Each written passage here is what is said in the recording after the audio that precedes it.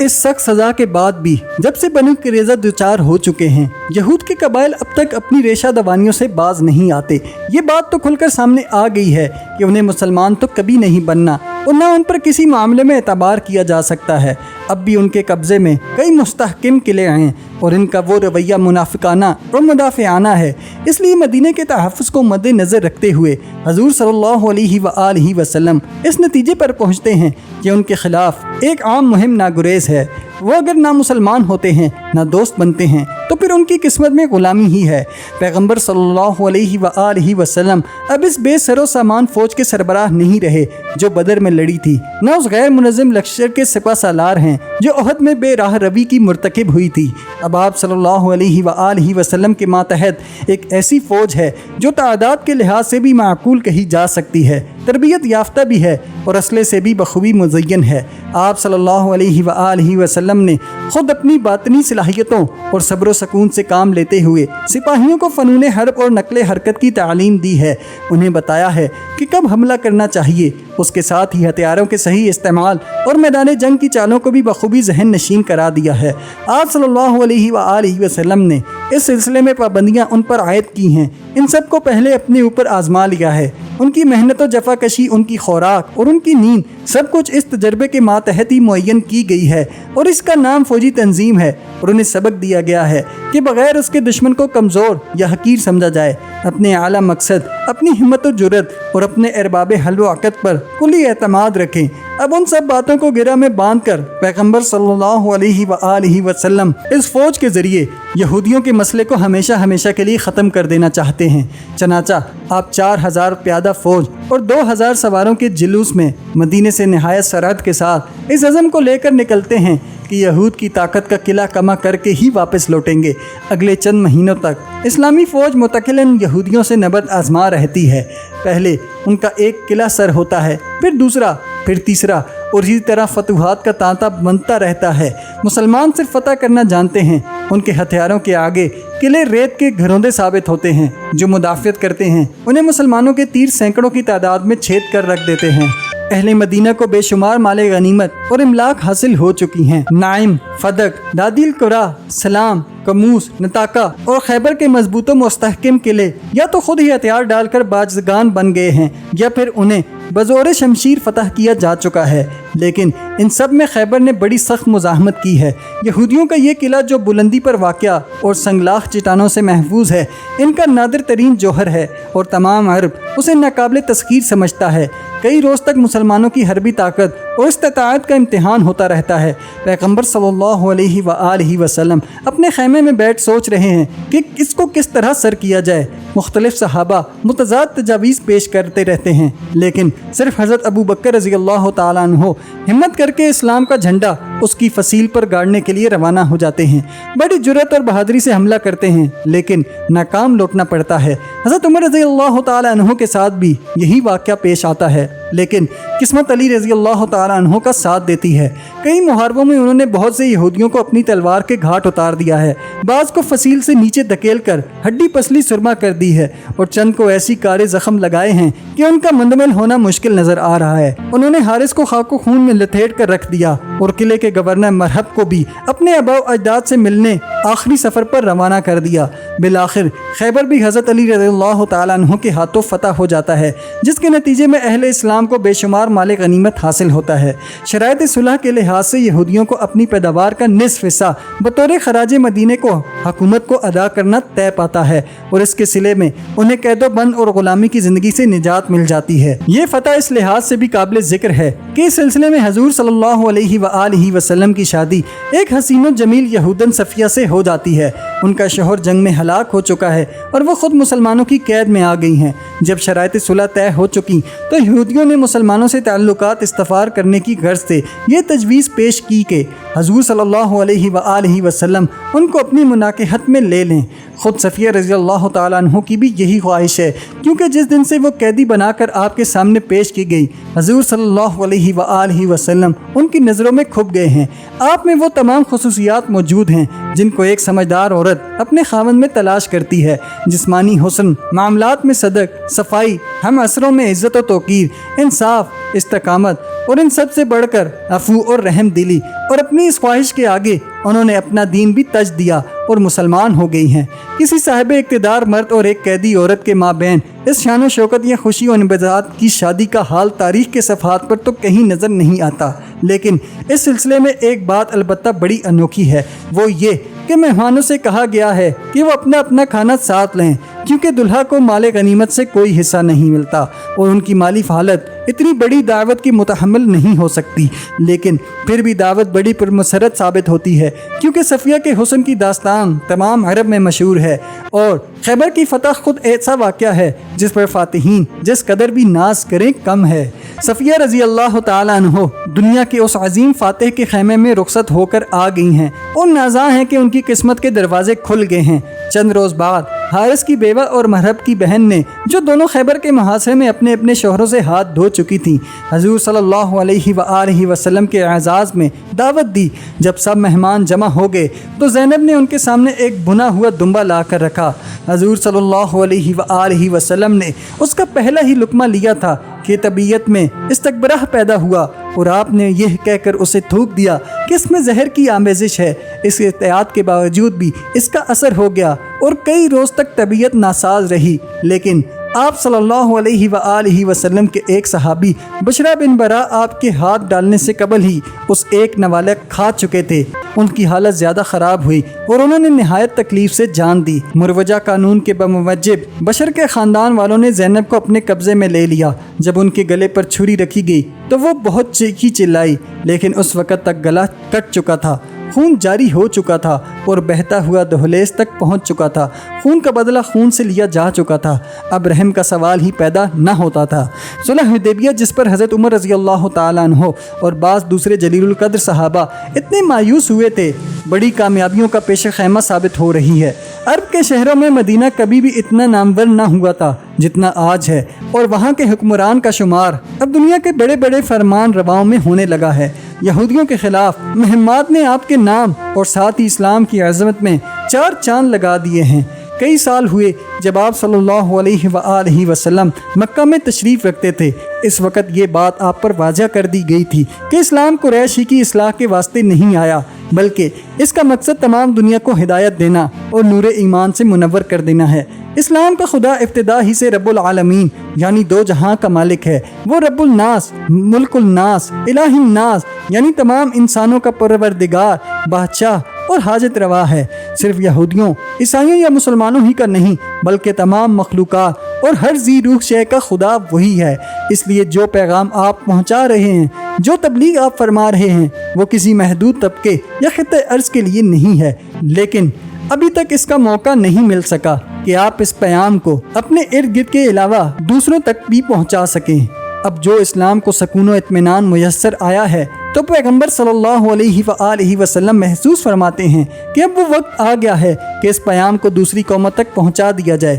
چنانچہ ایک جمعے کے خطبے میں آپ صلی اللہ علیہ وآلہ وسلم اعلان فرماتے ہیں کہ ان کا ارادہ غیر ملکی درباروں میں سفیر بھیجنے کا ہے، اور پھر نمازیوں سے دریافت فرماتے ہیں کہ اس کام کے واسطے کون لوگ موزوں ہوں گے۔ ایران کے بادشاہ خسرو کو عبداللہ بن حذافہ ایک نامہ مبارک پیش کرتے ہیں جس پر محمد رسول اللہ صلی اللہ علیہ وآلہ وسلم کی مہر ثبت ہے۔ بادشاہ ایک مترجم کو بلواتا اور خط سننا شروع کر دیتا ہے، جس کی ابتدا ان الفاظ سے ہوتی ہے: بسم اللہ الرحمن الرحیم، محمد رسول اللہ صلی اللہ علیہ وآلہ وسلم کی طرف سے خسرو شہنشاہ ایران کے نام۔ خسرو اس کو اپنی تحقیر سمجھتا ہے اور بھڑک اٹھتا ہے، غصے سے دیوانہ خط پرزے کرتا اور فرش پر بکیر دیتا ہے۔ جب عبداللہ واپس آتے ہیں تو حضور صلی اللہ علیہ وآلہ وسلم سے یہ واقعہ بیان کرتے ہیں تو آپ صلی اللہ علیہ وآلہ وسلم فرماتے ہیں کہ اللہ اس کی سلطنت کو بھی اسی طرح پارا پارا کر دے گا جس طرح اس نے میرے خط کو چاک چاک کر ڈالا ہے۔ خسرو نے صرف اس اظہار ناراضگی پر ہی اکتفا نہیں کیا، بلکہ اس نے بازان کو، جو عرب میں اس کا نائب ہے، لکھا کہ اس شخص کو جو اپنے آپ کو پیغمبر صلی اللہ علیہ وآلہ وسلم بتاتا ہے، گرفتار کر کے فوراً ہمارے دربار میں بھیج دو۔ چنانچہ عبداللہ کی واپسی کے کچھ ہی عرصے بعد بازان کے آدمی مدینہ پہنچ جاتے ہیں، لیکن آپ کی خدمت میں حاضر ہو کر وہ خوف سے تھر تھر کانپنے لگتے ہیں، اور ان کو علم ہو جاتا ہے کہ عرب میں آپ صلی اللہ علیہ وآلہ وسلم کی قدر و منزلت کا کیا حال ہے۔ آپ صلی اللہ علیہ وآلہ وسلم ان لوگوں سے فرماتے ہیں، بازان سے کہہ دینا کہ میری مملکت اور میرا دین جلد ہی خسرو پر غالب آ جائے گا، اس سے کہنا کہ میں اسے ابھی اسلام کی دعوت دیتا ہوں۔ ایلچی یہ پیام لے کر بازان تک پہنچتے ہیں، لیکن اس دوران میں اسے اطلاع ملتی ہے کہ جس طرح خسرو نے اپنے باپ حمز کو قتل کر دیا تھا، اسی طرح وہ اپنے بیٹے شیرویا کے ہاتھوں عدم آباد پہنچ چکا ہے۔ چنانچہ اب بازان کو آزادی حاصل ہے کہ وہ جو چاہے راستہ اختیار کرے، اور وہ حضور صلی اللہ علیہ وآلہ وسلم کی دعوت قبول کر کے مسلمان ہو جاتا ہے۔ ہرقل دوسرا فرمان روا ہے جسے حضور صلی اللہ علیہ وآلہ وسلم اپنا نامہ مبارک اسرال فرماتے ہیں۔ بہا کلبی پیغمبر صلی اللہ علیہ وآلہ وسلم کا یہ خط خود لے کر حاضر دربار ہوتے ہیں۔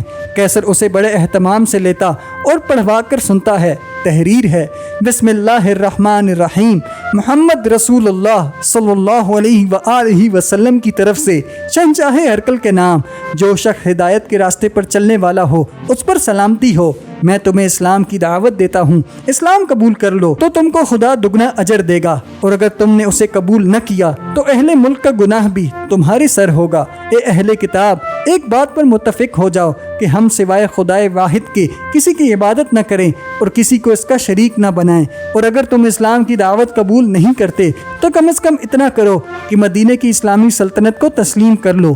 خط پڑھ جانے کے بعد ہرقل اس نامہ مبارک کو بڑے اہتمام کے ساتھ گدے پر رکھ دیتا ہے اور حکم دیتا ہے کہ مسلمانوں کے سفیر کو عزت و احترام کے ساتھ بطور شاہی مہمان ٹھہرایا جائے۔ چنانچہ واپسی تک وحیہ کلبی رضی اللہ تعالیٰ عنہ اس میں مہمان نوازی کا لطف اٹھاتے رہتے ہیں، جس کے واسطے قیاہرہ مشہور ہیں۔ اس وقت ہرقل کا ستارہ عروج پر ہے۔ اس نے سستی اور کاہلی کا غلام ہونا منظور نہیں کیا اور اپنی رعایا کے دکھ درد میں ہر طرح شریک ہے۔ جوانی کی بے فکریاں خواب پارینہ ہو چکی ہیں۔ روما اور ہرقل دونوں کی شاندار فتوحات، کامیاب حملوں اور بے شمار مال غنیمت اکٹھا ہو جانے سے اس کی شان و شوکت اور اقتدار میں بے انتہا اضافہ ہو گیا ہے۔ اگر وہ اسلام اختیار کر لے تو اس دین کو دنیا کے بڑے مذاہب میں شمار کیا جانے لگے گا، لیکن ہرقل کو اس مسئلے پر غور کرنے کے لیے وقت درکار ہے، اس لیے وہ بعض قیمتی تحائف کے ساتھ وحیہ کلبی رضی اللہ تعالیٰ عنہ کو واپس بھیج دیتا ہے۔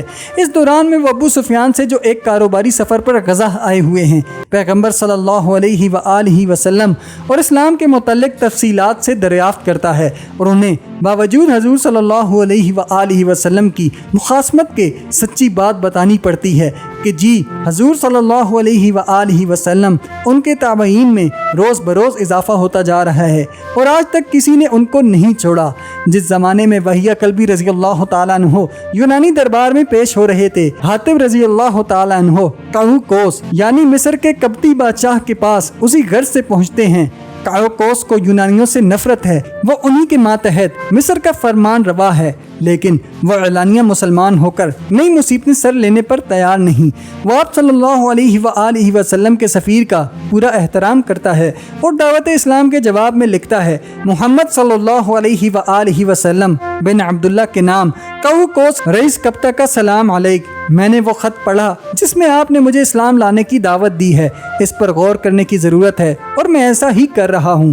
مجھے اس قدر علم تھا کہ ایک پیغمبر مبعوث ہونے والا ہے، لیکن میں سمجھتا تھا کہ وہ شام میں پیدا ہوگا۔ بہرحال میں آپ صلی اللہ علیہ وآلہ وسلم کے پیام رساؤں کی وہی عزت کرتا ہوں جو سفیروں کی ہوا کرتی ہے۔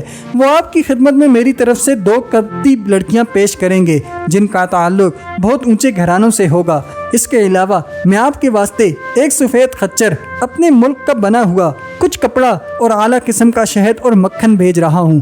حبش کی سفارت کو، جیسی کہ پہلے ہی سے توقع کی جا سکتی تھی، سب سے زیادہ کامیابی ہوتی ہے۔ مسلمان مہاجروں نے یہاں اسلام کے لیے پہلے ہی سے زمین تیار کر رکھی ہے، اس لیے جب حضور صلی اللہ علیہ وآلہ وسلم کا ایلچی دربار میں پہنچتا ہے تو اس کا بڑی شان و شوکت سے استقبال کیا جاتا ہے۔ اس کو دربار میں اونچی جگہ ملتی ہے، اس کی ادنا سے ادنا خواہش کا احترام کیا جاتا ہے۔ شہنشاہ ایک مخصوص دربار منعقد کرتا اور نامہ مبارک کو بآواز بلند پڑھوا کر سنتا ہے، جس میں تحریر ہے، بسم اللہ الرحمن الرحیم، محمد رسول اللہ صلی اللہ علیہ وآلہ وسلم کی طرف سے نجاشی شاہ حبش کو سلام علیکم۔